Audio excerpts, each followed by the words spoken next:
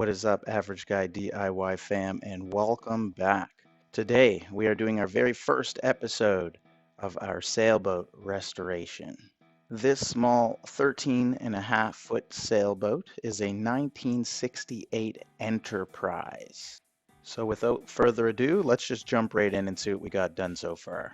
For those of you who are true project men, you definitely have to clean all your projects. When we first got this boat, it was basically just used for storage. It hasn't been in the water for such a long time, so I had to clean everything out of it and make sure that it's ready for the restoration process. A few things to keep in mind is even though it looks like it's a nice old mahogany boat, it's actually just built out of plywood, which is awesome for me. Makes it that much more manageable when it comes to repairs. The very first thing I did was build a custom cleat, and I'll show you where I had to put this cleat. I just took some soft wood because it doesn't need to be strong, and I'll show you what it will be used for. This was the very first thing I did, I think just because it was bothering me so much. There was no way to lift the keel up out of the water. Now that I got the cleat sanded down, I'm just going to screw it in place. You can see it's not perfect, but it doesn't matter because this is not the final product. Here it is screwed in place on top of the tiller.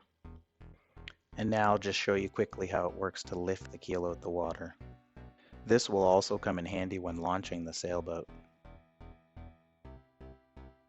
Now we're going to jump into some of these repairs that need to be done. I'm not sure if these corners have a technical name. If you do know the technical name, I love to learn about boats, so make sure to just leave it in the comments below. But the bottom line is they need to be repaired before we start sanding. In order to remove the screws, one of them I had to open up the hole extremely wide. Then I just re-drilled the hole. I don't need to worry about the size of these holes for now because I will be filling them with wood filler. It previously only had one screw holding this section in place, but I'm going to do an extra screw on each end. When repairing these old boats, especially ones that are made by plywood, don't be nervous to make any mistakes. Most everything can be fixed to a certain extent. For this repair, I'm just using stainless steel screws. They should work just fine. When doing a repair like this, you really want to take your time screwing these screws in and keep an eye on how the wood bends. You can see right off the bat that this is going to make a good difference, especially when it comes to repairing this corner. One step that I didn't show you guys is before I put these screws in place, I did fill the holes with silicone. You can also use construction adhesive or PL Premium would work fine as well. Just snugging the corners up now. You can really see the difference that this makes. Now this last screw is going into a hole that's already been there, so it won't make a huge difference, but it's always good to have the original screws back in place. Now this corner is ready for sanding and prep work. I also had to do the same thing to the other side.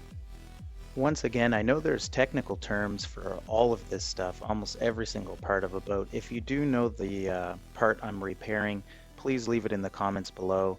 I love to learn about this stuff. Thank you. You can really see the huge difference this is making, snugging the piece of wood right up to the ply again.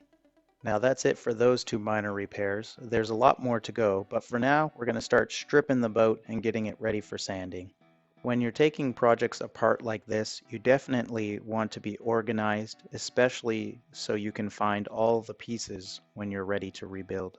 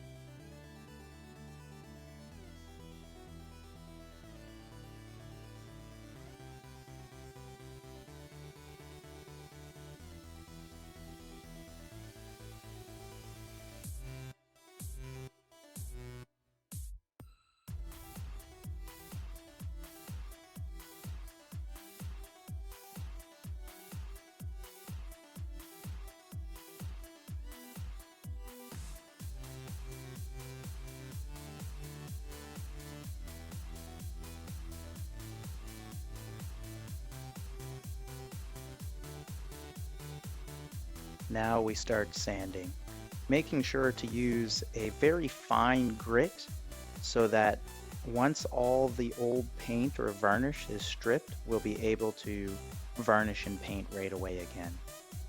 The beautiful thing about sanding is you really start to see all the defects in the wood and the things that you need to really repair. The gaps and the separations will all be filled with wood filler and then sanded again before I revarnish or paint.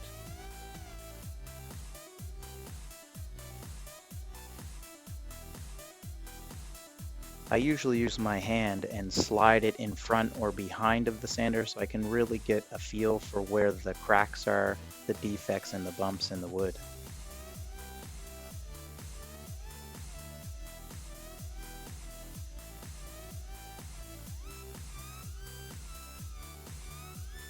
Well, Average Guy DIY fam, that's pretty much all I've got done so far.